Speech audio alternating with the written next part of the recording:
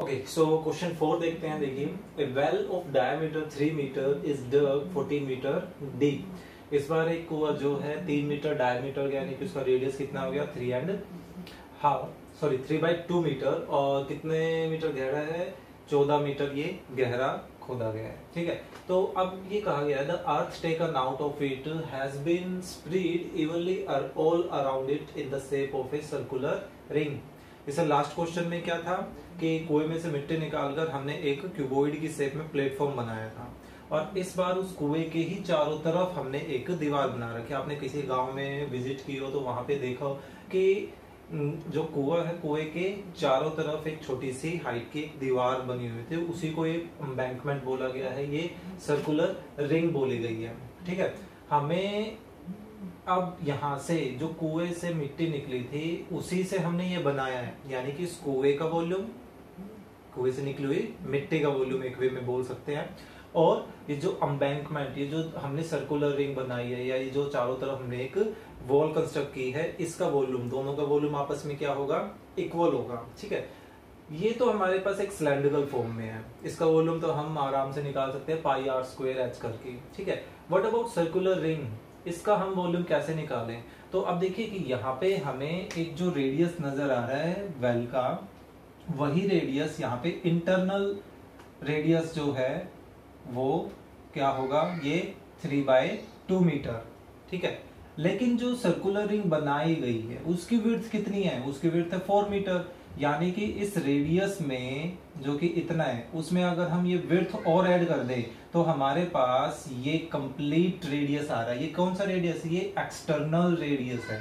ठीक है, किसका, इस सर्कुलर रिंग का, या इसको हम एम्बैंकमेंट वर्ड से यूज करेंगे। ठीक है, तो यहाँ हमें दो रेडियस की जरूरत पड़ेगी, एक तो एक्सटर्नल रेडियस और एक इंटरनल रेडियस। हम सिंपली क्या करने वाले हैं, एक्सटर्नल रेडियस के साथ जो ये सिलेंड्रिकल फॉर्म बनेगी ऊपर, ठीक है, उसके वॉल्यूम में से इंटरनल रेडियस के साथ जो सिलेंड्रिकल वॉल्यूम कवर होगा उसको सबट्रैक्ट कर देंगे, क्योंकि हमें तो खाली स्पेस चाहिए ना, तभी तो हम यहाँ से पानी, कुएं में से पानी निकाल पाएंगे। अगर हम इसको कम्प्लीटली बंद कर देंगे तो फिर कुआं खोदने का फायदा क्या होगा, है ना।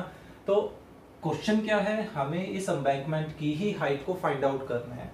तो ऐसा कर लेते हैं, देखिए दो हाइट यूज होंगी, दो रेडियस यूज हो रही है, तो इनको नेम प्रोवाइड करा देते हैं। मान लीजिए जो हमारे पास इंटरनल रेडियस या कुएं की जो रेडियस है उसको स्मॉल r से डिनोट कर देते हैं। ठीक है, और जो एक्सटर्नल रेडियस है उसको कैपिटल R से डिनोट कर देते हैं। जो ये कुएं की हाइट है इसको स्मॉल h से डिनोट कर देते हैं, और जो एम्बैंकमेंट की हाइट है इसको कैपिटल H से डिनोट कर देते हैं। ओके, अब देखिए क्या लेकर चलते हैं, ये एक्सटर्नल रेडियस आप आराम से निकाल सकते हैं। कैसे, इंटरनल रेडियस प्लस विड्थ। चलिए आपको निकाल के बता देता हूं, बाकी चीजें आप मेंशन कर दीजिएगा।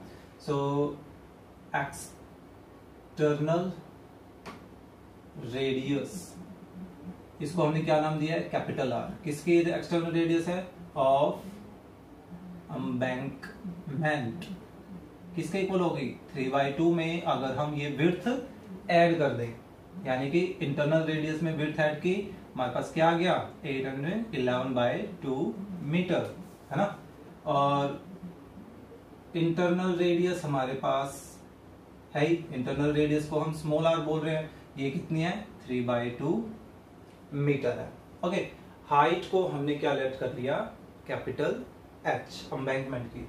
तो अब यहाँ पे कंडीशन क्या लगेगी कि volume of embankment and volume of cylindrical well, है ना। जो एक सिलेंड्रिकल वेल बन रही है उसका वॉल्यूम और एम्बैंकमेंट का वॉल्यूम आपस में इक्वल होगा। तो अब देखिए एम्बैंकमेंट का वॉल्यूम कैसे निकालेंगे, हम क्या करने वाले हैं, एक्सटर्नल रेडियस के साथ जो सिलेंडर बन रहा है πr² कैपिटल H, यानी कि एक्सटर्नल रेडियस ये बाहर की तरफ जो सिलेंडर बन रहा है इस हाइट का, और कैपिटल R रेडियस का, उसमें से हम ये अंदर का जो स्मॉलर इतना सा सिलेंड्रिकल फॉर्म बन रही है उसको क्या कर देंगे, सबट्रैक्ट, यानी कि πr² H हाइट सेम रहेगी क्योंकि एम्बैंकमेंट की हाइट को रिप्रेजेंट कर रही है। ठीक है, सिलेंडर का वॉल्यूम का फॉर्मूला क्या हो गया, πr² और स्मॉल एच, जो कि हमने डिनोट किया था ऐसे, ठीक है। अब देखिए इनमें से पाई और एच जो है कॉमन लिए जा सकते हैं, तो पाई और कैपिटल एच हमने कॉमन लिया, so r square minus small r square ऐसे लिख लेते हैं, ठीक है, पाई आर स्क्वायर एच। अब देखिए ऐसे में पाई दोनों तरफ है, कैंसिल की जा सकती है। यहाँ पर मैं एक काम करने वाला हूँ कि डायरेक्टली आर की वैल्यू रखने की बजाय यहाँ पर पहले ए स्क्वायर माइनस बी स्क्वायर की आइडेंटिटी यूज कर लेते हैं, फिर उसमें वैल्यू रखने से थोड़ी सी सिंप्लीफिकेशन जो है आसान हो जाएगी। इसको आर प्लस आर और एक बार आर माइनस आर ऐसे लिख सकते हैं, है ना। अब इनके वैल्यूज को इसमें सब्स्टिट्यूट कर देते हैं। तो देखिए capital R is 11/2, small R is 3/2, capital R again 11/2 and 3/2, small R is 3/2 whole square and H is 14 metre. Okay, तो देखिए यहाँ पे हमारे पास क्या बचा, कैपिटल एच। इनके वैल्यूज को थोड़ा सिंप्लीफाई करके उधर शिफ्ट कर देंगे, खत्म। तो ये देखिए ये कितना आ जाएगा एलसीएम लेके 14/2 यानी कि 7, और ये 8/2 यानी कि 4, और इसको सिंप्लीफाई कर लेते हैं 9/4 मल्टीप्लाई 14, है ना। बाकी काम इधर कर लेते हैं। देखिए 7 और 4 को अब उधर जाकर शिफ्ट कर देते हैं, तो यहाँ बचेगा हमारे पास सिर्फ h, so 9/4 multiply 14 multiply 1/7 and 1/4, जो 7 और 4 यहाँ मल्टीपल में थे वो उधर जाकर डिवाइड हो गए, ठीक है।